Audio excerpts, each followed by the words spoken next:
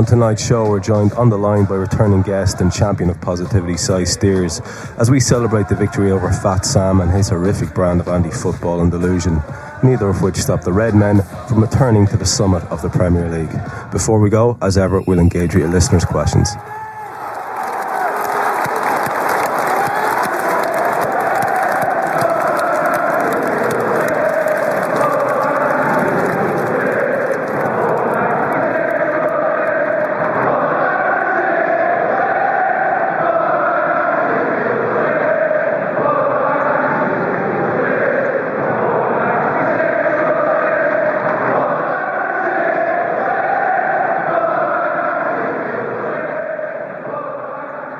First up, we're joined by a friend of the show, Si Mooney from YNWA Irish Reds, to tell us about the Walk for the 96, which is on this Saturday in Dublin's Pheonix Park. Now, it's open to all. It's a chance for us to show our solidarity, and it's much more than just a walk. So, Si, could you fill us in a bit more, mate? Yeah, basically all that's planned at the moment is that we're all going to arrange to meet at the Pope's Cross at 2:30. And then from there on, then there's designated t-shirts. We got 96 t-shirts printed out for the day, and they've been designated to different supporters clubs who've helped to arrange on the day. Each person that's going to wear one of the t-shirts that we've got done, it'll be a special day for them, because as in each one they'll be representing one of the people that have unfortunately died on the tragedy on the day. So there'll be one or two other things planned along the day. So basically then from there, then the walk is going to begin at 3:07, which will be the same time that all games kick off on the same day. From there then the walk will last 96 minutes. We've been designated with a route that we have to take, that we've gone along a cycle track and stuff like that. It takes us in and around the 15 acres. So we may, depending on the size of the crowd, it may take 2 laps, may take 3 laps, but to try and basically get it to last for the 96 minutes. On return then from the walk, what we're going to do is we're going to come back to the Pope's Cross, where we've a couple of things planned. Then we've a couple of songs and that we're going to play. We've given today, then we've received a letter from Margaret Aspinall from the Hillsborough Family Support Group, and we've also received one from Sheila Coleman from the Hillsborough Justice Campaign, which they've asked us to read out on behalf of their both campaigns, just to thank everybody who has turned up on the day. Then on the day we've also got 96 red helium balloons, which again, it's going to tie in with each person that's been given a t-shirt. And we've also got red LED candles. So each person at the end of the speech and stuff like that and the readings, what they're going to be doing is we're going to be giving them each a red balloon for at the end. And at the top of the hill then on the Pope's Cross, we're going to do a minute's silence then at the end. And then when the minute's silence is over and the end of the whistle, we're going to ask each and every person just to let each balloon off, and then we're going to play Never Walk Alone and just take it on from there. Then the news we've gotten today, then also just the last minute before I come in, was that the Pheonix Park have donated an Irish oak tree in memory of the 96 people. So they want us to plant that maybe on the day. The details are a bit sketchy still at the moment, but we should have more by the end of the week. So hopefully that comes off. Well, that sounds like an absolutely beautiful ceremony and a very pleasant kind of a way to spend the time. So could you tell us a little bit about the origins of it, how it came together? Basically the way it all worked around was that on our club page, YNWA Irish Reds, the Facebook page, we received a message from a girl called Charlie Maloney. Now in the message it just basically turned around and says that like she's a girl from Liverpool herself, she's from the Anfield area, and the message read just that there's a campaign going on over on the Easter weekend called Walk for the 96, and basically what that is, there's a girl called Cherie Brewster who has organised a walk from Hillsborough to Anfield, which starts on the Saturday and ends on the bank holiday Sunday weekend, and in that they stop off at different grounds on the way. So basically all Charlie's message was read was that like she wanted to know why has not such thing been organised in Ireland or Dublin, given that there's such support that we have over here for Liverpool. So basically what she just said to me, says, look, with your club, the fan base that you have, if you're the first club that we sort of contacted, would there be anything possible that you might be able to drum up a bit of support? So from in that, it just planted a bit of a seed in my head. So we just turned around and said, well, maybe we can organise something. The first thing we had to do was just try and pick a location of where we were going to do it and when we were going to do it. We were sort of thinking in and around the bank holiday weekend, but then we were sort of saying, like, it may and may not work with people going away with the Easter weekend. Would we get the fan base coming up? And I just thought of the idea when the Premiership and all the FA and that announced that the games were all going to be kicking off at 3 on the 12th. I thought that was the ideal situation, that we could turn around and say, well, we could take it from there and stuff. So the location then just came about. I was just thinking myself, we just said, well, where's central in Dublin, somewhere that can be hold such a walk if you got such a big crowd and stuff like that, and then we wouldn't have to get different things involved with closing roads. So we just thought the idea of the Pheonix Park. So we approached the OPW then that week and we got talking to them. So basically they designated us with a route, but they said there's a couple of things that we had to go through in order for the walk to happen. We had to go and get public liability insurance. We had to go and get sign different letters of indemnity and different we had to nominate first aid people that are official first aid people and stuff. So it's snowballed on from there. There's an awful lot of hard work has gone into it, but it will be worth it on the day when things come off, and it'll be a good memory to have. For sure. I assume so that because of the nature of the venue for it, it's the kind of thing that basically if anyone wants to come and join in and be part of it on the day, they can do what we're trying to do. We're trying to take away from the thing that like, it's just going to be a day all about Liverpool. At the end of the day, like, this is a football section that we're talking about. It's a football thing. Like, at the end of the day, no football supporter should go to a game and never return home from a game. Yeah. So basically what we're asking is, and we know that there is other lads who support different clubs, they wanted to know, can they come on the day? And the answer is definitely, of course, no matter who you support or where they come from or anything, we're asking you to come out on the day, show your support, and wear whatever club colours there is. As I said, it's not just a Liverpool thing. Unfortunately, it's our club connection that's connected, but it's just a tragedy. But at the end of the day, as I said, we should, no football supporter ever go to a game and never come home. For sure. So it's about showing solidarity, no matter what your inclination is. So we get the word out and get people there. Basically, that's all we want to do. We're trying to get it out there as much as we can. Now, we've been in a couple of papers recently, done an interview with Liverpool Echo then last weekend, which they're going to do a piece on what we're doing during the week. We're hoping that one or two papers will come up on the day, which we've already advertised in. But what we're trying to do is, and if anyone does know that can help out, we're trying to get one or two of the TV stations involved, regardless like RTE or TV3. The way we look at it is, anytime anything comes up about Hillsborough or anything like that, they will put it on their sports news, they will back it. But what we're looking to do is, like, for them to come out and give us a bit of support to show that Ireland is trying to do something, to give a bit of support to the people across the water. So we'd like, if anyone has any connections or anything like that can help, to maybe just give us a shout or let the lads on the Day Trippers know, and maybe we can get in touch with them and see if they can do anything for us. Oh, that's fantastic. Well, you heard the man. If there's anyone out there who can help in any way, shape or form, please do. So thanks a million for coming in and telling us about that. Thanks very much, lads. Right, let's start with our review of West Ham 1, Liverpool 2. We all forecast wins, well, nearly all of us, and we got one. Up to this year, that's been unheard of. All told, it was an exceptionally professional performance with some real men standing up to an aerial bombardment on the day. So a win to be proud of, if not to savour, then I think we can all agree. Is that right, Si? Yeah, it's it. I thought it was one of those games, really. I guess that any game against Big Sam's going to be a kind of just a bombardment into the box, isn't it? So we kind of knew what to expect. But I thought that the way we defended and I guess the way we dealt with Andy Carroll was really, really good, actually. And I think it kind of, considering that we've been a little bit dicey defensively this season, I think it was a kind of like a really good test for us. And it tested, both our mental resolve, but also, I think it was it will be good for us going forward to know that we can deal with those type of situations as well, and those kind of aerial bombardments where we've probably been a little bit weak in the past. Yeah, absolutely. Stevo Daly, it's fair to say that was one to at least be proud of, if not necessarily enjoying the day. Yeah, absolutely. I was very happy with the defence. I think they stood up to the test quite well. Even with the few headers that Carroll did win, he should be winning some, regardless of how good we are in the air, given his size. We sent him the right way with them. He was playing them back into midfield. We had lots of cover in behind for whenever he was trying to get a flick on, and quite pleased with the two centre halves. Probably less pleased with the full backs, but I'm sure we'll come to that. Yeah, we will as time goes on. But we will. Floody, what do you? All right, there, Phil. as time goes by. Listen, I'm a musical kind of fella. It's just every excuse for you to get a song in here. Floody, tell me what you felt after that game. Were you proud of the win? Yeah, it was shocking kind of thing to watch the whole 90 minutes of the game. It was. We never really got out of second gear, I felt. There was no real tempo in our play.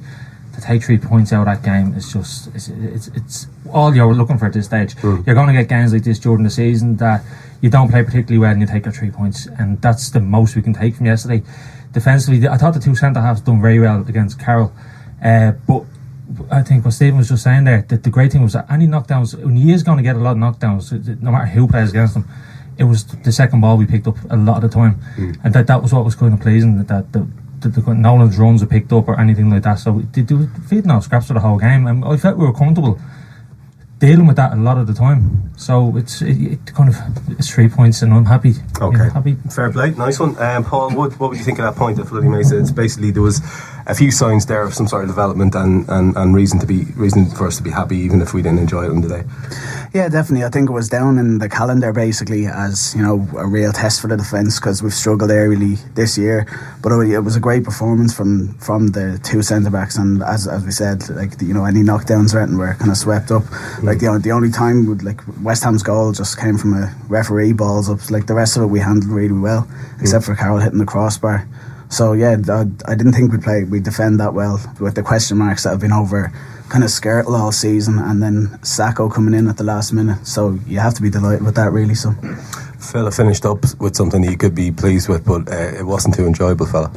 No, again, we've done it a lot this season. I thought a real game of two halves, where again, I suppose it comes down to the fact that we tired them out. If you look at it in a tactical way, we matched them right the way through the first half.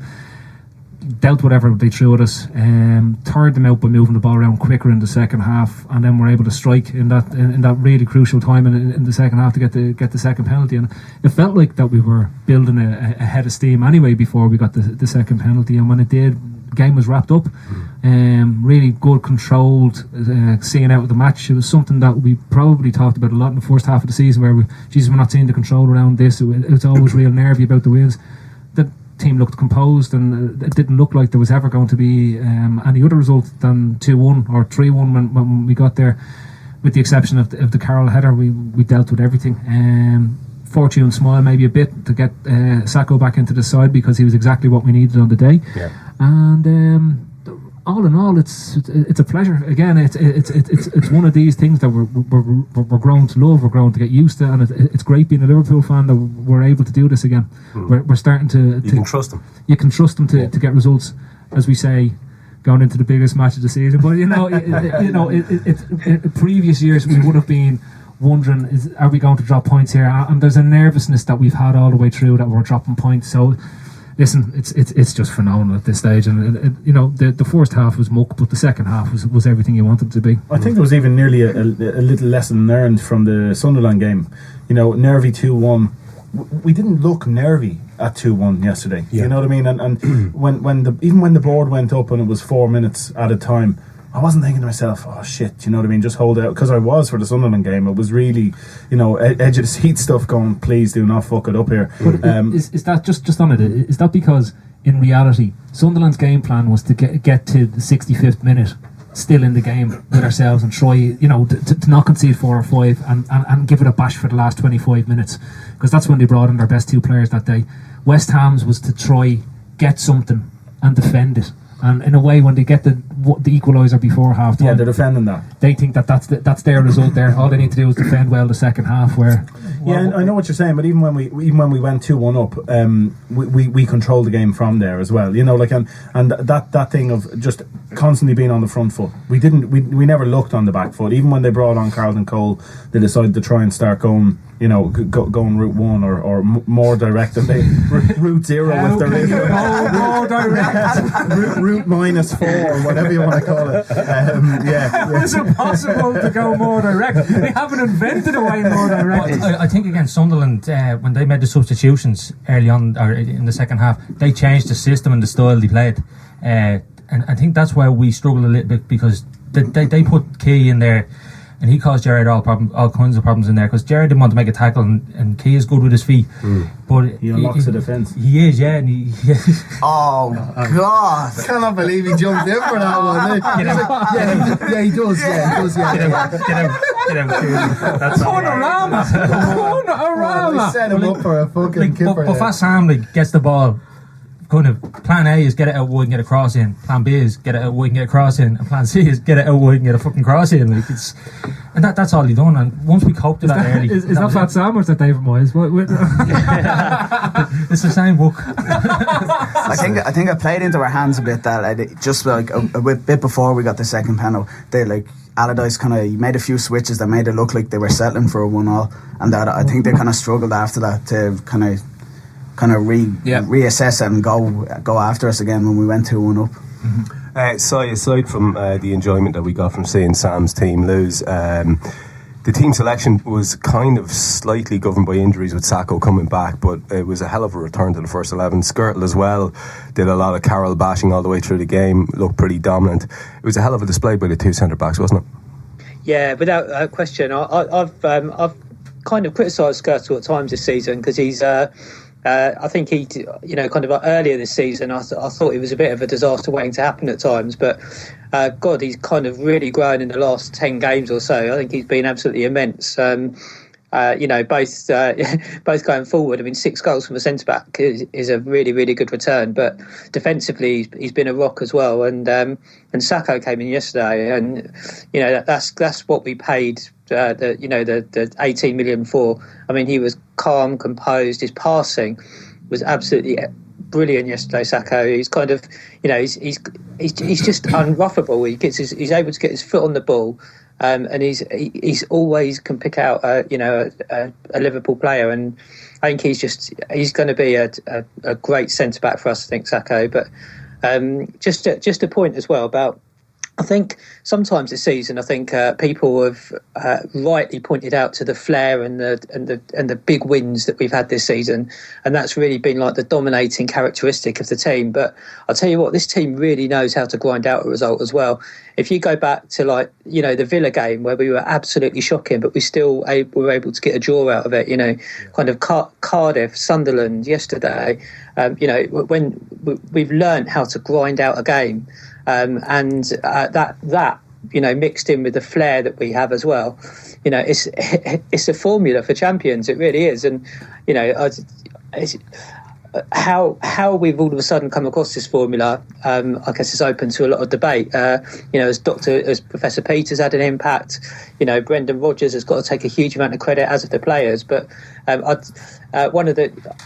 actually quite like seeing us grind out a win sometimes, because you can't win every game kind of 4 or 5-0, and you do need to have that in your locker. And we did it brilliantly again yesterday. Yeah, it's a very good point that Si makes there, Paul. It's reassuring, isn't it, to win like that sometimes? Yeah, I think in previous seasons we'll have lost that game or at most drawn it, especially with the ref kind of fucking us over like he did. But I think it is something that we've shown throughout the season, like the Fulham game at Craven Cottage, where we did our best to throw it away, but we just kept coming back for more. It's just something that's good to see. Yeah. Stevo, Sacco, you wouldn't have any nerves about that man continuing, and as Si said, it's distribution, which is something that's maybe not associated with him readily. You think of physicality, but that kid's distribution is wonderful. Yeah, no, absolutely. I suppose I think the way the game panned out yesterday, now maybe it was because Sacco was in there that Carroll decided to put himself on Skirtle. But I think had we had Agger in there yesterday, we probably would have got the same result with the way Skirtle played. I thought he was as much credit as Sacco deserves for coming straight back in and having not had a run of games and whatever. I thought Skirtle was immense. He attacked every ball as though he wanted to murder Andy Carroll as well as get the ball. Yeah. And it was great to see. It's what it needed, because Carroll didn't have that domineering effect that he sometimes can have. But yeah, Sacco on the ball, excellent. It's great to have somebody that when we always used to think Agger is our ball playing centre half. He's the one that's going to step out with it now.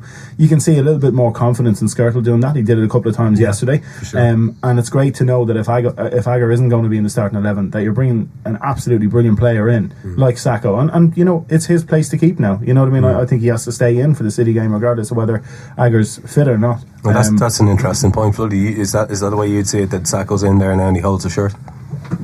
As a centre half partnership, that's what I'd expect most of the time. There's no reason why he should be put back out of team, no matter what kind of form Agger was on previous.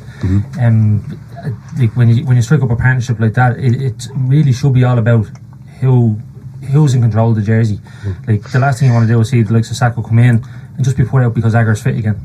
He was excellent yesterday. As you said, his distribution, everything he done, he didn't put a foot wrong the whole game. So keeps the jersey as far as I'm concerned, and that should go all over the park now. He's an £18 million player as well. He's not a kid that's just come in from the academy. That's, you know what I mean? True, so he's a player that we've bought because he's it's something that struck me yesterday. There's another winner. And if that makes any sense, you look at Toure coming on, people who know how to win a championship. I'm only when you're looking at it now you realise how many people are in that team are born winners. It's something we lacked a lot of over the last while, and it's something that we have in abundance now. You know, and it's probably one of the main reasons why we are where we are. It's a mental toughness, a mental strength to tell each other that when things aren't going wrong, not to put the head down and think shit, that's us done with. To think there's still loads of time left here to go and get a goal or 2 goals or whatever we need to get ourselves back in that winning position. There's a belief in themselves, and there's a mentality there now that we are going to win. Yeah. If only someone had written something like that recently. So was that your? I didn't read your piece, man.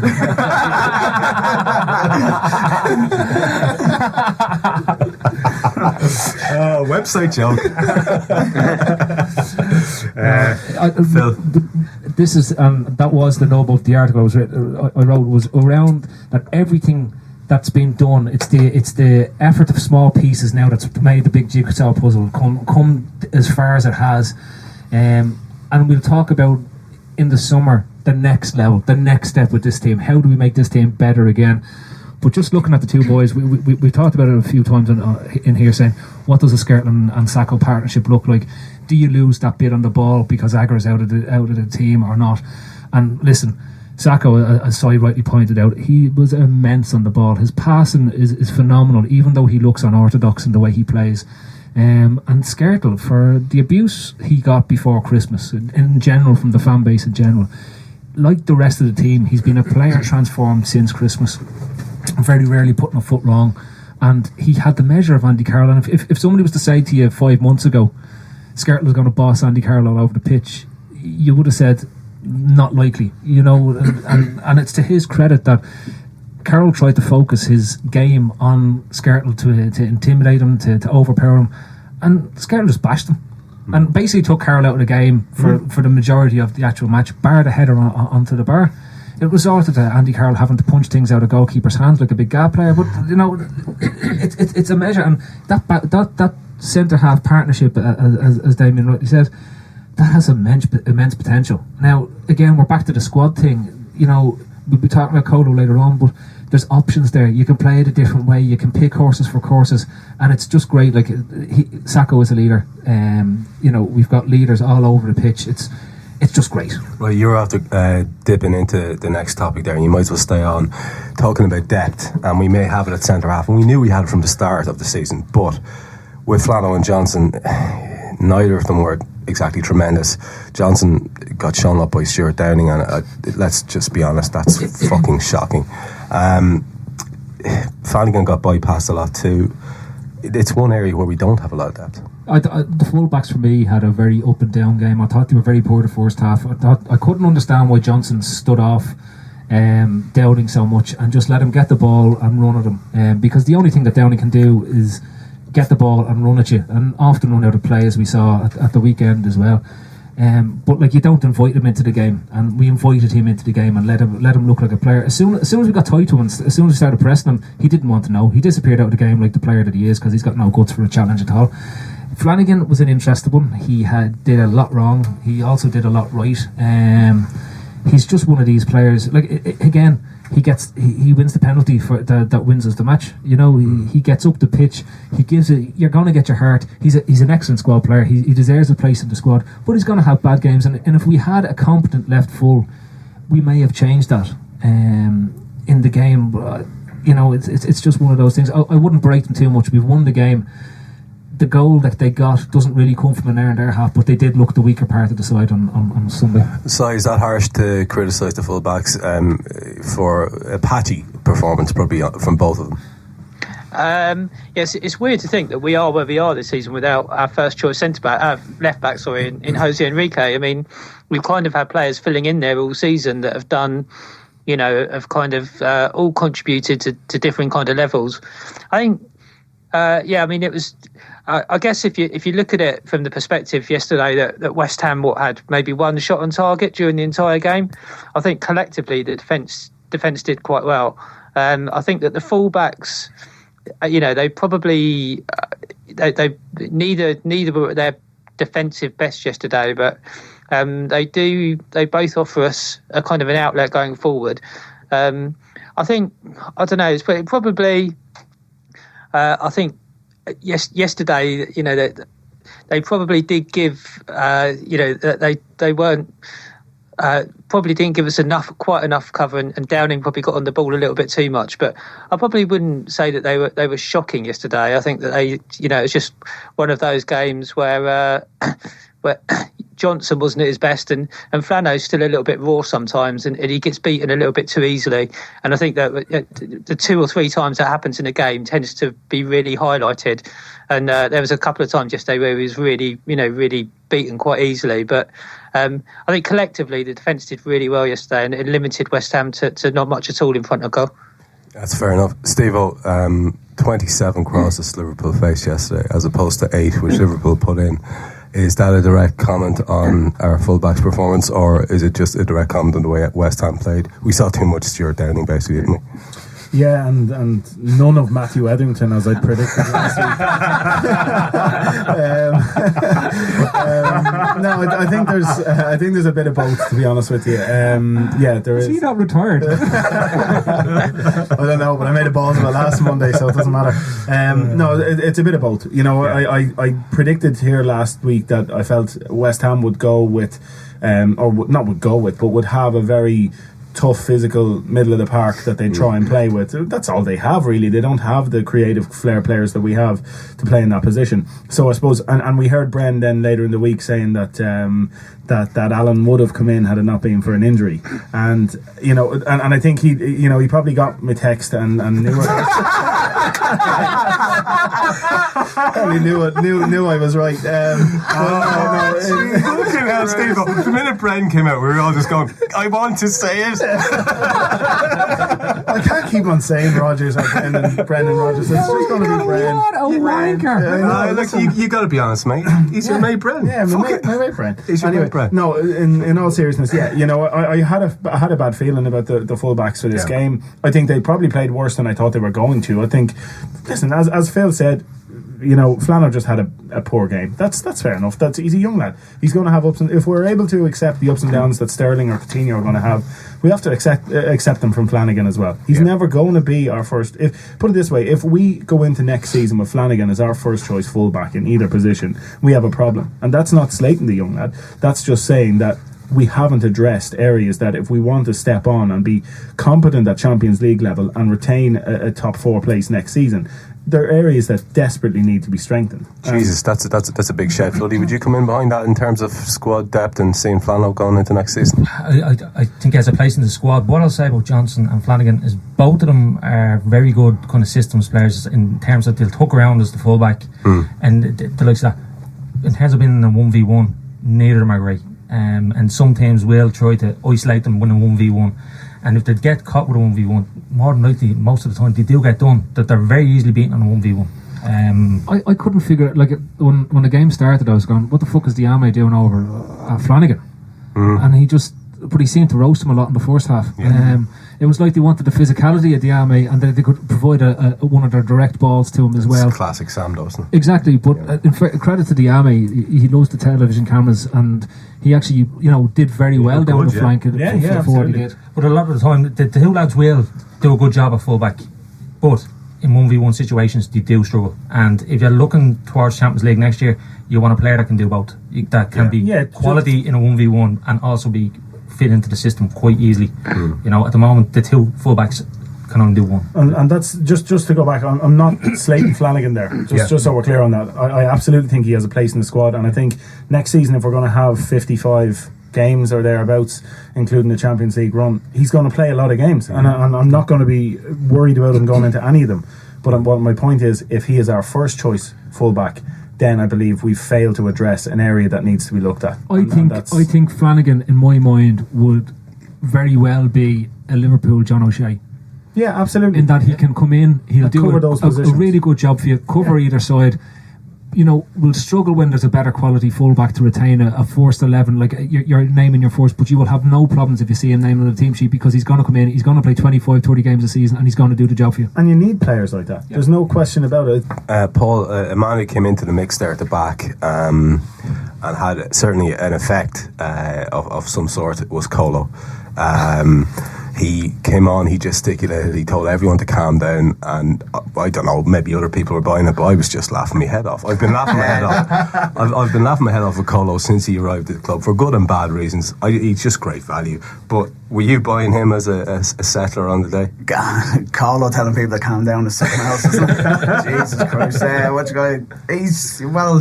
He came in, he had I think he got his head on one cross, a really good clearing header, but then he had his kind of Colo moment where he nearly chipped Mignolet from 12 yards out. Where he's like if you're having a game of Astro and someone pulls out and like some other fella goes, "Oh, my uncle will play," and this kind of tubby fella comes through and now you don't know what to think really. Like, what's this for? And the ball comes off him at all weird angles. Like you kick the ball at Torre 100 times, it'll come off him 100 different ways. Like you don't know how it's going to bounce off. But he's talking a great game. Yeah, exactly. Yeah, but he's enthusiastic and all. He wants it 100 times. You can't help but like him. And give it to me on my ear. You can't help but like him, but he'll scare the shit out of you as well. Sai, how calm were you when you saw Colo coming in? Did it make you breathe easier for the last while? Yeah, I mean, Colo's just brilliant, isn't he? I mean, I think he's. I remember, I think I tweeted at the beginning of the season saying that he might be the signing of the season, and it probably sounds a little bit daft now, but I don't think you can underestimate the influence he's got on the squad. I mean, you can imagine him at Melwood every single day. The guy's he's won the Premier League with Arsenal and City, so he's been there and done it. And you just feel that he's got a real influence on the team when he comes down and telling people to calm down, and it's just such a character. And he's got that kind of, I guess, that mentality that you can't place a value on really. He's a bit. I think when he's on the ball, he's one of those players where you're not quite sure what he's going to do. I don't think the 2 own goals he scored this season have really helped with that. But no. He's just brilliant value, and I think he's a great character to have around the club. And if we do, if we can win the league this season, and I do think that his presence in the squad is going to have been a factor. Towards our belief, really. Yeah. Floody, let's move it on up the field a little bit and take a look at the midfield and how they did. You've got to start with Stephen Gerrard, who for the second half of the season has been just frankly ridiculous. Showed immense bottle and ball pens again. He's really got the bit between his teeth, hasn't he? In fairness, you could say he almost pushed Henderson in terms of his energy levels, never mind performance. The last few weeks, even since Christmas, when we all questioned Stephen Gerrard's role in this team, and when he moved into this so-called defensive midfield, we all questioned him. Everybody questioned him. He struggled in the first game or two, but it's the last 12, 13 weeks, he's been phenomenal. He's absolutely been phenomenal. For a man who's supposed to be coming to the end of his career, his work rate has been excellent, his covering has been excellent, and most of all his passing. Like that pass for Suarez's goal yesterday, or for the penalty that there's not many players in the world can pick that pass up. That's 60, 70 yards on the money between defenders. There's not many people can do that. And he's still picking up all the defensive duties. Henderson, I thought, was excellent yesterday. Worked his socks off. I was a little bit worried about Coutinho starting in there. I thought we would have needed a third player in there from the start. I couldn't write that he went with Coutinho over Lucas to start with from the beginning, but I don't think Coutinho offered us anything yesterday, anything at all. But going back to Gerrard, he was just phenomenal yesterday, and he has been for the last few weeks. Yeah, Stevo, he's a man with a something in sight, and he's a very driven human at the moment, isn't he? Absolutely, yeah. It's no question about it. You can see it in every performance how much he wants this, how much it means to him, and I know that's probably very cliche driven, in the sense of how much he wants it and he wants to lift the league title. But genuinely, like, just even after the games, it's there's just a look of determination on his face, of like, fucking next, let's have you. Well, that's it, Steve. Well, there's an awful lot of shit talk about hunger and how hungry we are. And look, that's fair enough, and you can't argue that. I haven't fed him in weeks. Yeah, but I can have a steak on May the 15th. Let's be honest and have a look at the guy's eyes. Look at the wide-eyed celebration. It means more than it ever has. Yeah, and why wouldn't it? He realises that next year, Man City, United, Chelsea will probably go out and spunk a ton of money in the summer, probably should be back at the summit again. And I'm not saying we can't challenge with that, but he doesn't have to sit there in August and think about what's going to happen over the next 38 games. And, you know, he knows he's got through a season relatively unscathed. I know he had a few weeks out, but, you know, he's looking at this going 5 games now. And this is my chance to add that one elusive trophy that you know, it's his holy grail. During this whole time, he's been sitting on a yellow card, one yellow card, and he's missing 2 games. He's been sitting on that, and how he's managed himself through these games, being that kind of emotional, being that aggressive, playing at the high level he has, and he's managed to stay clear of the yellow card as well, has been just fantastic. I think he should be given big credit as well for learning a role over the course of a season, because it wasn't a natural defensive midfielder.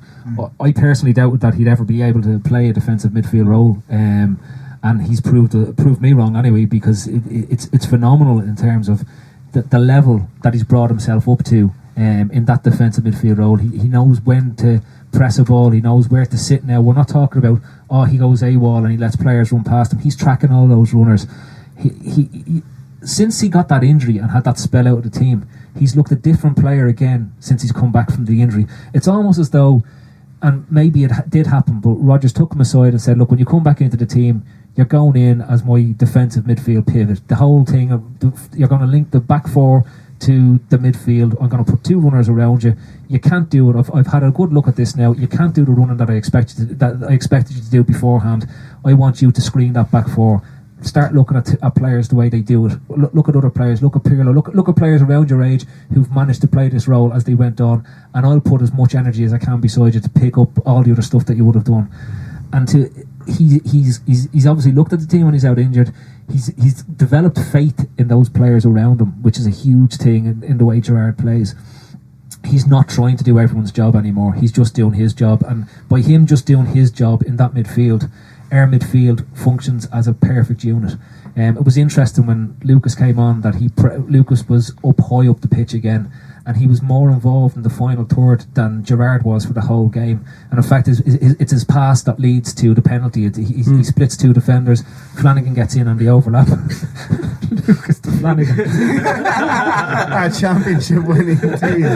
Our offensive Lucas with a defence splitting pass to Flanagan. Yes, legendary, isn't it? But if you go back to Man United, it was Fletcher's defence splitting pass for John O'Shea. Like, it was. Yeah, but if you were listening, if you were listening to this now, back in time in August, you'd think this is a fucking comedy pod. A parody.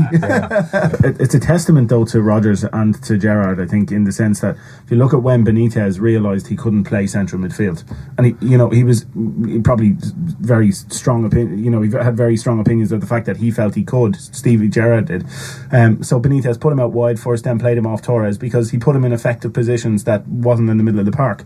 And for Rodgers to be able to spot that maybe now was the time when he could play that role, be it because of the injury to Lucas, whatever it may have been, and for Stevie to actually go and have the discipline to not, you know, it would have been very easy for Gerrard to you know, use his influence, use his dominance in the team as the captain, as a stalwart, as, you know, it being the fact that he is Mr. Liverpool, to just say that's not how I want to play. He could have done that, and he could have. That probably happened with Hudson and Kenny. I would think so. And we don't know. We're speculating, and you know, and but I think it's a widely thought of piece of speculation that he just said I want to play central midfield, and they went okay, Stevie. You know, but you know, from wonderful impression. That's exactly how he sounds. Listen, I talk to him a lot on the phone. No, but in all fairness, Rodgers has said this is how we're going to do it. If this is going to work, that's what you need to change your game to. Yeah. And he's gone and done it. And if we lift that trophy, it's as much down to that man as it is down to Luis Suarez's goals. Yeah. You know? Just on Damien's earlier point about Henderson, I thought he had a rubbish first half. I thought he ran the game in the second half. I thought he had a pretty rubbish. I thought he was pretty anonymous in that first half. I thought the whole midfield unit outside of Gerrard, I didn't think Coutinho and Henderson functioned at all. I thought when Coutinho went off, the midfield began to function because he wasn't trying to press and cover everything that was going on. I'm going to stat you here. Okay, stat us away there. Jordan Henderson attempted 80 passes, which is more than any other player on the pitch, and was successful at 94% of them. Which means that his second half must have been fucking spectacular. by. Yeah, he did 75 of them in the second half. Yeah, he had a pass completion rate of 127% in the second half. to atone for his shit first half. He was passing other people's balls. Yeah, that's fair enough. So, Jordan Henderson, how did you feel he played in the day? And are people finally starting to take notice and give him the credit he deserves for being quite a wonderful footballer all round? Yeah, I think, it's Henderson, I agree. He probably wasn't as effective as he has been in the first half, but second half he stepped up and really dominated the midfield. And just on Gerrard, I think he, last 10 games he's in with the shout for our player of the season. I think he's been absolutely immense, and he's really stepped up. And it's the leadership as well. I think it's such an important thing.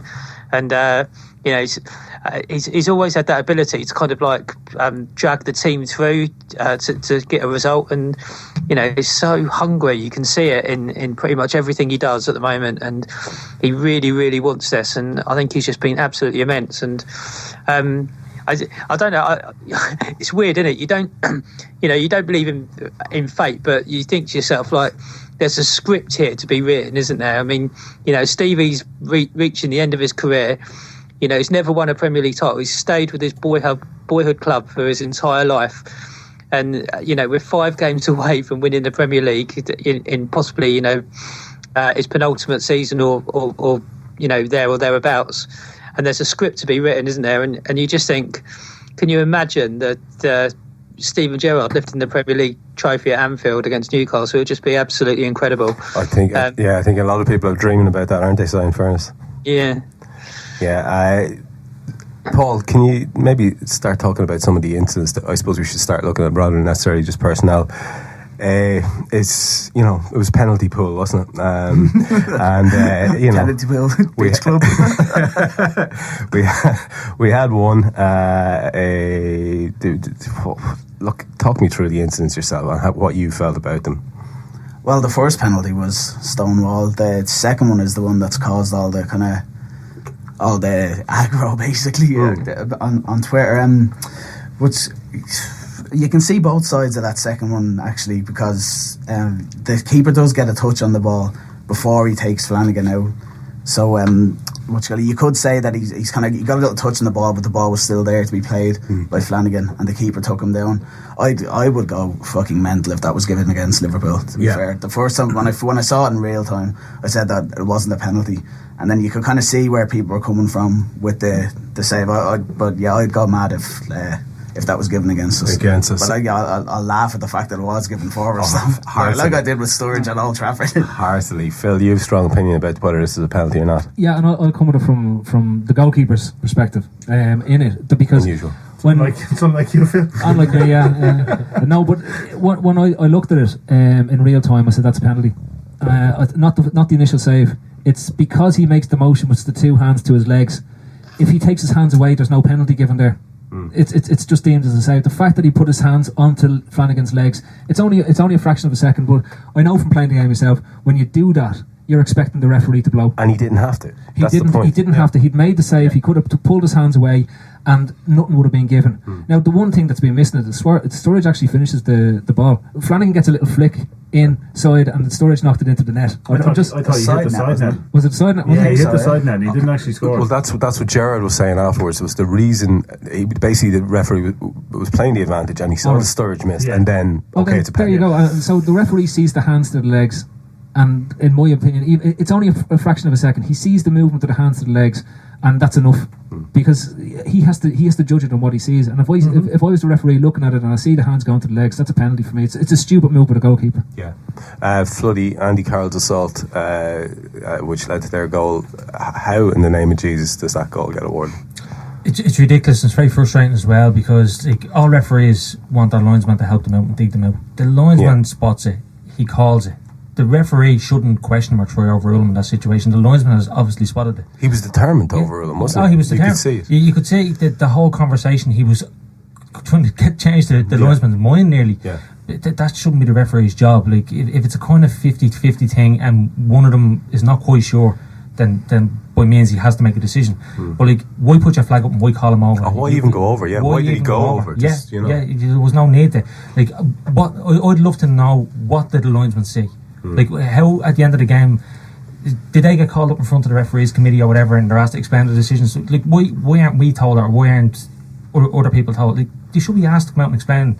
So at the end of it, say the linesman or the officials come out and say, well, what did you see? Why did you call him over? Referee, what did you call it? What did you say? It couldn't explain away like a lot of these contentious issues. Like, it's mad, but that should have never been given. Like, clearly felt. I think the thing is with that as well is if you think about it, you've got the linesman's in line with the ball, so he can see Carroll jump, leading with his arm. He can see Carroll's hand hit Mignolet in the face. You don't stick your flag up unless you see a foul. There's no other reason to stick a flag up. No, absolutely none at all. So the linesman's seen the foul. The referee can see the back of Carroll, so he can't see the contact. All he sees is the ball drop out of Mignolet's hands. So he can't see because he's looking on from the back of Carroll. So the linesman's seen it clearly. The ref goes over and incredibly, it's just ridiculous, a complete comedy of errors that the ref thinks that he can overrule a foul that the linesman's clearly seen that he couldn't see. It was just a bizarre situation, and they should really try and explain it. I don't think they can explain it. It was just ridiculous. It's a clear foul, but I said to the lads, I was disappointed that Mignolet chose to try catch that in such a crowded area, and I think it was probably said to him at half time as well, because the first time he had to deal with a cross in the second half, he punched the clear in a very similar circumstance. If Mignolet chose to punch that one there, that goal doesn't happen, and we don't have this debate around it. But the referee got it so wrong. When it does happen, the referee is there to make the decision, and he got it wrong. And to be fair, Phil, as well, he did actually successfully catch it and got it knocked out of his hand. Yeah. And got his head creeled and then got his paw pulled down. In fairness. Yeah, and the one thing I'd say is, if we go back to last season, and we think back to I think it was the League Cup game against West Brom when Brad Jones was playing a goal, and Jonas Olsen elbowed Brad Jones in the face for a goal that was given against us, because Jones went to catch the ball as well. One of the things you're taught is, if you're in a crowded penalty area, to avoid anything like that happen, don't take the chance, especially when you're coming over players, etc. Just punch the thing clear. Get a good punch and get plenty of distance, and you can get yourself set again. It's okay. I'm glad I'll tell you one thing though, in Mignolet's credit, he was coming for the stuff, and we needed him coming for the actual balls, which was actually, it was good to see. Refreshing, yeah. Yeah, and he did really well in the second half. The first time they got a corner, they did the exact same thing to see what was going to happen, and he was, I think he had a more pressure on him that time, and he got a great punch on it. Carroll's is in front of him. He sends it out of the box. And he sends it clear out of the box. Is that the basic coaching, as a man who's been on the sharp end of a lot of it, to come and just to clear as quickly as you can, because it runs completely opposite to anything you'd have learned playing Gaelic football, or anything we'd have remembered maybe in the past, where you come and you're strong and you claim the ball. Well, my own learnings on it was that the decision you make is that if you've got more than 4 or 5 bodies in front of you, or if you're coming through a crowd of bodies, you're better off punching, because anything can happen on the way down when you catch the ball. It's the coming down that it takes the bounce off the head. It's your fault. Yeah, your arms can be around the player. It can be knocked out of your hands that way, and then it's dropped in the box. And if it's in the 6-yard box, you're in all worlds of trouble. Yeah. If you punch the ball clear, Reina was brilliant. The one thing that Reina was brilliant in those situations, he used to be a phenomenal puncher of the ball, and that's how we used to deal with crowded areas. The halfway line. Yeah, and you punch it clear, you get set up, and you deal with the next ball that comes in. But it's. But again, I'd say just on it, I'd say it's a clear foul. I'm not saying it wasn't a foul. I'm just saying, and it was refreshing to see that his decision making was spot on once he was asked the exact same question within 5 minutes of the restart. As Damo was alluded to though, I don't know how, I suppose they want to just forget about it and get on with it, but how a referee hasn't had to come out and make a call on why that was, the decision was made how it was, is beyond me. Like, they're mic'd up now, why could it not be? I know it's all hypothetical stuff, but why could they not be used in the same way that the rugby refs are, in the sense of being able to hear what's being communicated? What was worse, I don't know, so if you're going to come in there, but what was worse was that they were actually showing the replay on the big screen. Yeah, behind us. But like, here's the question: he can't use that. Like that. I know that. But as I said, the linesman puts up the flag. Now, none of us have ever been at a match where there's a contentious goal. The linesman puts up the flag, and the ref comes over and goes, "What's wrong?" And he goes, "Oh no, fair play, good shout there. That was I'm only having a I was just waving. I was just saying well done." You know what I mean? It doesn't happen. He's put up the fucking flag because there's something wrong. Yeah. And for the ref to come over and go, "What's the story?" And he goes, "There's a foul on the keeper there. I think he's had the ball taken away from him, or he's taken a hit and he's dropped the ball." And the ref goes, "Sure, fuck it." Well, in that instance, though, the referee obviously believes that he has a better angle on it and has decided that there wasn't a challenge. Wrongly, but that's obviously what's happened. But Minelay has taken it cleanly. Like, fucking, it's going to take a colossal hit to make him drop it. Like, he has taken it, and then he gets clattered. Did anybody else love the slow mo when they were showing it? And he gets banged in the right cheek, and the left one just goes. I was just going, yes, fucking Rocky preview there. Just, well, it wasn't even a big dig, but he must have the most floppy jaws in the. The goal stank of Allardyce, though, didn't it? Carroll's flying through the air like Superman with his hand out. Like, he's not even looking at the ball. He's just, like, give the keeper a slap here. West Ham's goal of the season. A team goal. Kevin Davies was sitting at home going, "Oh God, I remember the good old days." With his lad in his hand. I didn't score any, but I used to whack the keepers out of it. I was the best. Sorry, one. No, I got to say, according to Jonathan Pearce, there was nothing wrong with it anyway. So that was unbelievable. I was listening to that last night. I could not get my head around it. Even when he had a chance to go back and kind of correct himself, he didn't. Remarkable stuff. So I would keep you on there. Talk to us about Luis Suarez and how he could have had 2 separate shouts for goal of the season if it wasn't for the woodwork. God, every time you think you run out of superlatives about Suarez, he goes and does something else. He's just so unpredictable. I think that's the thing with him, isn't it? I mean, in both those situations, you probably wouldn't have thought shot, would you? So, and he somehow managed to pull out a shot and nearly scored on 2 occasions. And it's that unpredictability that he's got that just makes him, one of the best players in the world. I think he's just incredible, and I think that it's not. It's also that he just scores different types of goals as well. You've got, if you looked at someone like Torres when he was at Liverpool, there was a type of goal that he used to score a lot of, which was, kind of like, I guess breaking behind the defence, using his pace. But Suarez, it doesn't matter where he is on the pitch, he's always looking to score. It's whether or not it's a chip, a header, in the 6-yard box. Against Norwich, what was he, 40 yards out? Yeah. He must just be an absolute nightmare to play against. Yeah. I mean, if you think, you can imagine that the City defenders next week, that they're going to be thinking to themselves, shit, I've got no idea what Suarez is going to do today. Yeah.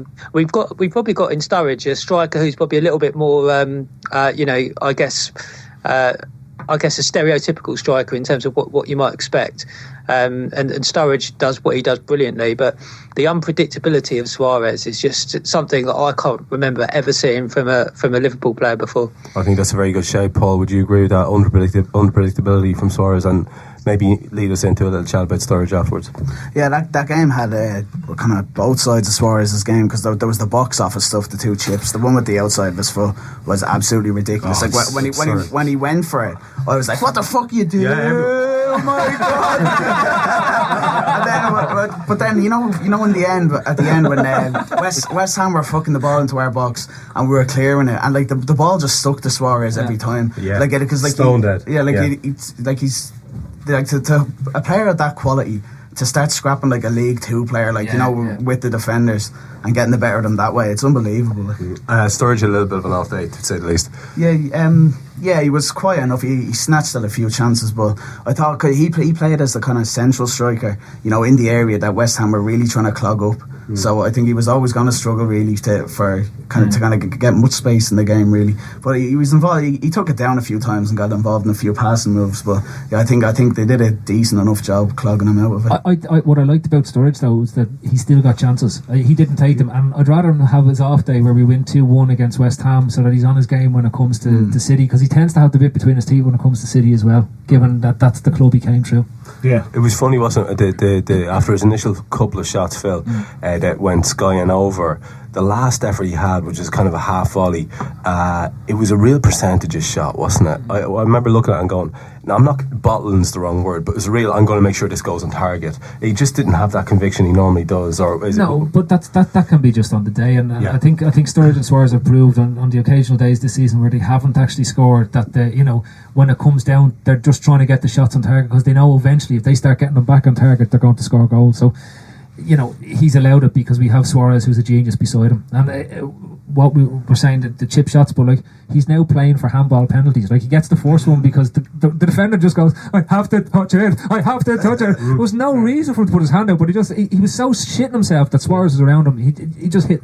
But it's yet again, it's down. The way we were talking last week about how Suarez likes to kick it at defenders' feet and watch them either trip or fucking nuts them or just cause a penalty. He also likes to put that ball a foot and a half up in the air as he goes around them. He flicks it up and around them, knowing that their hand, it's a reaction. It's oh shit, I'll stop him going. But he's just a sneaky little bastard, and I'm delighted that he's our sneaky little bastard, because if he played for anybody else in the Premiership, he would be my most hated player by a country mile. You would just be going, you horrible pox, and not only are you brilliant at football, but you won't stop running and annoying the bollocks out of our defenders, and now you're chasing our striker back up to the fucking corner flag. What are you at? He's nuts, and I love it. He's the only player to play extra time in every match. Yeah. Bloody, the man's a pest, isn't he, in fairness to him? Like a proper pest. He'd do your fucking head in. As a centre half, but when I played, I fucking hate the fella. It's just constant movement. It's impossible to mark. He's left, he's right, he's back, he's front, he's just everywhere. Because that thing you were saying about the handball, the way he does that, he kind of catches the defender, because the only place he can do it is he can shift his feet kind of within a couple of inches fairly quickly. He can't adjust his body quickly, so that's what a hand's natural reaction is to come up. You can't really stop it, and it's that brilliant bit of skill that he does. It's just great. Can you imagine Luis Suarez when he was about 8 and they were trying to get him to stop at PE? It's time to go and do your English class or your maths class, and he's just there fucking running, doing hurdles, just running around fucking slamming basketballs everywhere. Just didn't give a shit. Just I'll read over the desks. I'm going up. I'm going to tackle the teacher. Louis, it's time for geography now, and fucking running around. Give me the chalk. Yeah, it's a mad little bastard. We should really acknowledge the support on the day. I've been the first to moan about it, because Anfield has been quiet at times over the season. Tension, whatever, has shown, but the fans were brilliant yesterday. Our man here, Phil, who's a bit of a Germanophile, is thinking that there's a bit of a Bundesliga feel about the fans, and we got to hear Brendan Rodgers chant loud and proud.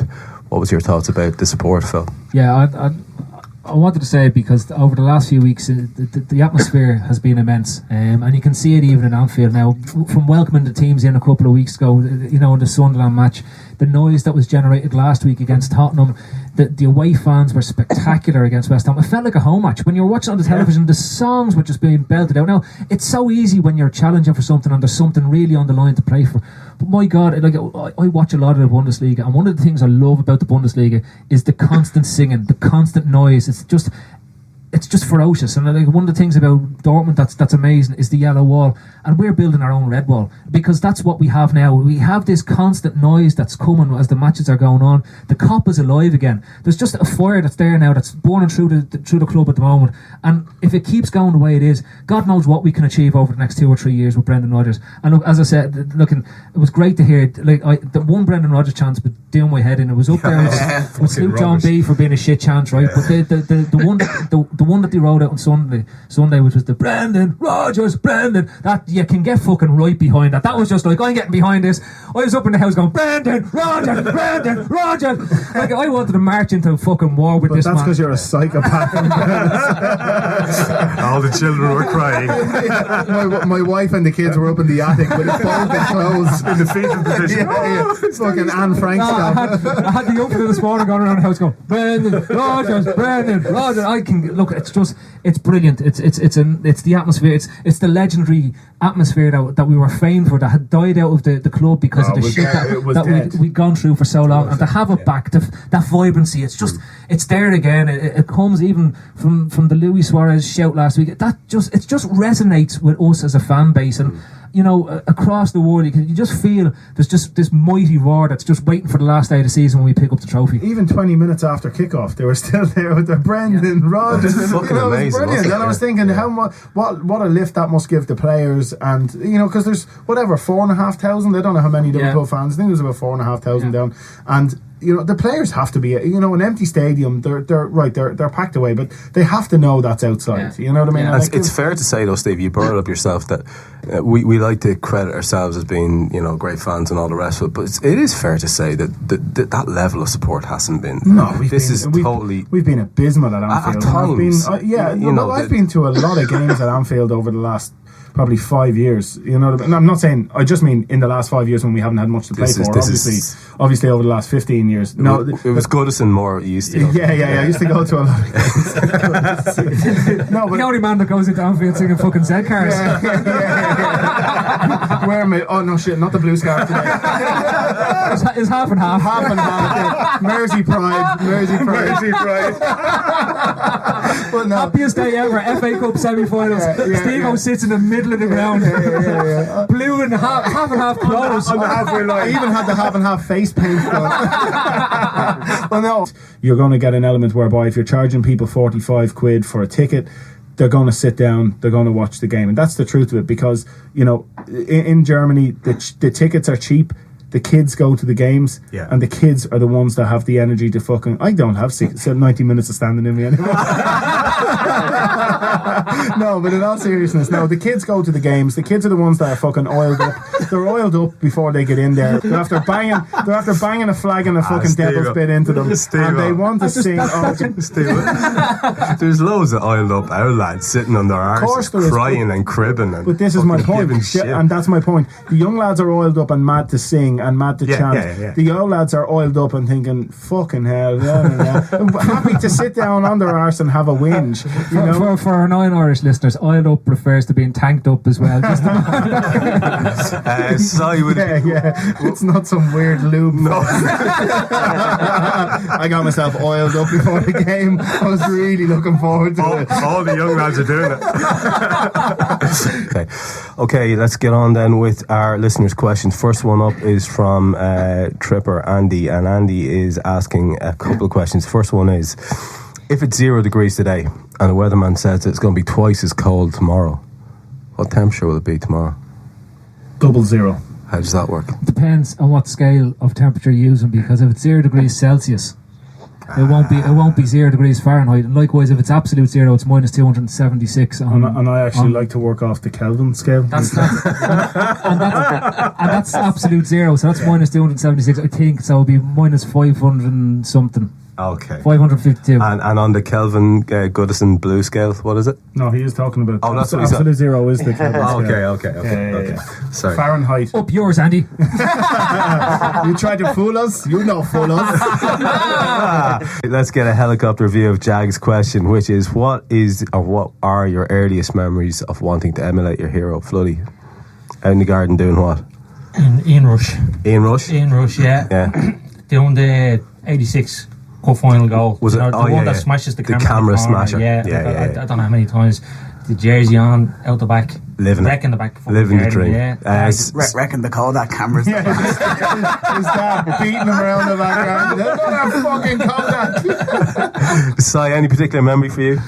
Yeah, I think it was the Dalglish goal that won us the league against Chelsea. Yeah.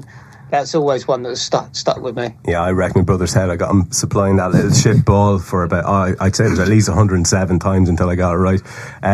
Two for me. Go on. Bruce Grobler's kangaroo jump at the same match. That to me was the moment that I wanted to be a goalkeeper. It just comes out of nowhere, and he's beat all ends up, and the sprint back, and then the jump. It wasn't seen by another goalkeeper at the time. It would have been a big flappy, divey, twisty, backy save, where it was just. That's a technical goalkeeper term. You won't be familiar with that. Do you know, Leave the management speak. That's how I remember it. This fantastic, unbelievable save. When you look back and you could have caught it. I know. But his pace to get back, his actual recovery pace, and the whole thing. But he seems to be flying forever. When you see him making the save, he seems to take off like on the penalty spot, and he's just in midair, and he's just waiting to punch it. Like it's just, yeah. Any minute. There we go. Right, next one is from Kaelan. Kaelan's asking, what's the real difference between a crepe and a pancake? This has got to go to you, Stevo. It's got to go to you. Recipe corner. The real difference between a crepe, asked Kaelan, and a pancake. Well, I actually didn't do some research into this today, so Good. my own feeling on the difference between a crepe and a pancake is, number one, that it's far thinner. First of all, it's way thinner. An American pancake. The crepe is. The crepe is far thinner. Yeah, it's wafer thin ultimately, or nearly see through. It's much wider. An American pancake is what I refer to as a pancake in my head, or your Ma's pancakes that you got on Pancake Tuesday. Even they're always a thicker type of batter. It's a different type of batter used as well. Okay, different consistency to the batter. But a crepe is also, because it's savoury and sweet. You've got the option of savoury and You sweet. used to do funny answers. He didn't look as To be fair, that's very bloody impressive for a man who did no research. I genuinely did no research, Well, but that's my opinion of what the difference is. I, for one, am Is very it a impressed. crepe was a French thing done in a hot stone, and the pancake is done in a pan? Could be, but now people use the crepe plates, so it's much of the same. Yeah, it was. They use that. There's a certain spatula used for a crepe to give it the shape that it is. For fuck's A sake. crepe spatula. Paul, let's get away from crabs for a minute and talk about Crabs? Yeah, crabs. Talk about the next one from Kellen. He wonders if Hendo was fighting Carroll, who wins? I'd say Henderson. He just kicks Carroll's bar stool out from under him. Oh, very good angle. So you've got it in a social setting. Yeah, basically. Yeah. And you think he has to cheat? And he said, well, not really. I think Carroll carries that bar still around with him, probably, just in case it comes across a bar. Just in case the match gets a bit rough. What me Sit old down stool here. lad, don't he? Oh, fucking brilliant. A little bit of Geordie there. Next one is, again, from the same man. He's wondering, just how shitty are girls' toys in toy shop compared with boys' toys? This is actually a good shout. Think about that for a second. I don't know if any of you... Yeah, lads, like, Christmas shopping for the young. Yeah. I wanted to buy, sneak a few toys myself. There's some fucking class. It's unreal stuff, for little boys there is, but... No, yeah, the girl stuff does look fairly... They do shit. get a raw deal by comparison, don't they? Yeah, it's all the same sort of crap, like, isn't it? It's just... Yeah, I know. My own daughter dolls. always wanted to just buy the boys' toys because they were just better crack. That's a fact. Next one was from Jim Fishlock. He's wondering... What would be the... I think we may have had this one before. We'll go again. What would be the title of your autobiography? Confessions of a Childish Little Shit for Brains. Yes. Any other shades for that? He said it couldn't be done, so I didn't do it. Right, we're not beating that. Okay, right, next one up is from Gray, and Gray asks, which would you rather fight in a boxing match, Paul, an orangutan or a kangaroo? Oh, Jesus. So happy. Kangaroos are... Yeah. Kangaroos are a bit fucking mad, aren't they? Like, orangutans seem a bit chilled out. Like, What the fuck are you basing that on? But you have to... But you always see them chilling out, don't you? David Attenborough, that's who he's basing it on. You always see him chilling out. Fucking kangaroos are mad. They hop up in their fucking tail and they kick in their stomach and all. It all depends. Is this an illegal boxing match or is it under Marcus of Queensbury rules? Because if it is, you want to fight a kangaroo because you've only a little fucking Best of short luck legs. You know what I hit you. You know what I mean? Best of luck explaining that to the fucking animals. Hey, hang on a second, lads. You're fighting under the Marquis of Queensbury rules, and there'll be no using of the feet. Do you ever hear David? Do you ever hear David Attenborough say orangutan? No, how's he say? He says orangutan. Oh, very nice. That's how he refers to them, as orangutans. Well, he should, in fairness, he should know, mate. He should know. He knows more than us. He knows more than us. I'll tell you what, and if Paul Brennan says that the two chilled out the fight and he landed off David when did you ever see an angry orangutan? Never. You make a very good point. When he has a knife in his hand. Kangaroos are always wound up to fuck, like, you know. Edgy bastards. Yeah, exactly. Orangutans. Nah. Yeah, I reckon. Yeah. He just sit in the corner of the ring, let you kick the shit out of him. Yeah. Okay, right. Let's go around the table for this next one. This is again from Gray. He's wondering if you could. This is a bit grim. If you could only keep one of your five senses, which one would you pick? Si, have you got shouting this? One of your five senses to keep. Which one would it be? Right, I'll come to that one in a minute, but I just remembered as well. I picked Tony Blair, and that was a really shit example. I've met Liam Gallagher as well, so I'll stick to that one as my celebrity. So senses, fucking hell, probably. It's a hard call. It's a hard call, isn't it? In fairness, it's a difficult one, isn't it? Yeah. Hearing, I suppose. You hang on to your hearing. Okay, nice one. Any other sheds? Sight for me, absolutely sight. Sight. I could handle not hearing. Right, okay, listen, you're more likely to get a bang of a car if you can't hear stuff, but you know, from behind anyway. Yeah. But no, I could not handle not being able to see anymore. Like, listen, put it this way, right? You're there. Imagine listening to them. Like Michal Murchiertig says, "Close your eyes. Imagine you are listening."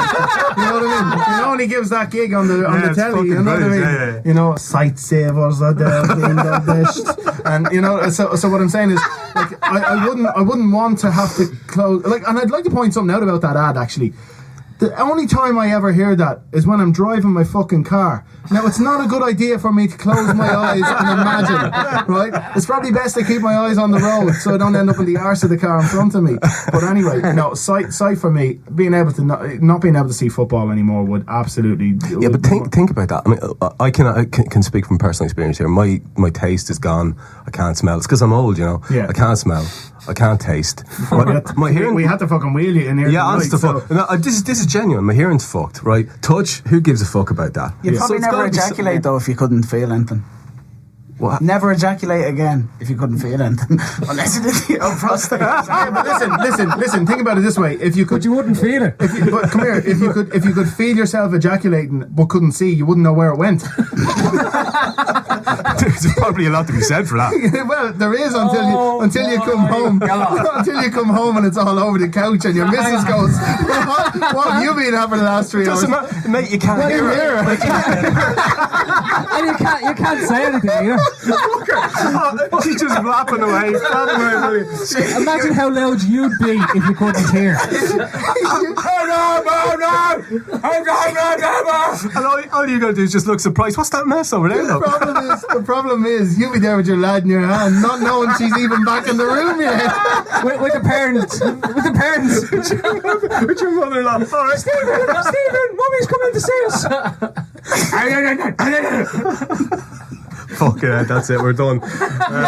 Okay, finally some admin then. First thing we want to do is thank the Justice for the 96 Collective for allowing us to have the exclusive play of their single last week. We Are Liverpool is storming up the charts, so you need to get on it, you need to buy it. Let's drive this song to number one. The cause does not get any better. There's a link on the website, so you've got absolutely no excuses. While we're on it, stay on the website, walk around it. It's a beautiful thing. We're very proud of it. The content is great. There's new stuff being added by the day. And I think the talent that we've assembled on there is as good as you're going to find. www.LFCDaytrippers.com. And not only that, but you can buy and subscribe to the pod and listen to the full library that we've got built up. And if you want, you can leave some kind or even abusive comments. Next thing is the competition. 5 times have kindly given us a pair of VIP tickets to both the Dublin and Belfast shows. The details of that competition are on our Twitter timeline, on our Facebook page, and again on the website. Because we don't sleep and we love you a lot so dearly, we have a special preview show for the City game lined up before the weekend, so keep an eye out for that. And finally, your day trippers tonight were Si Steers, Paul Brennan,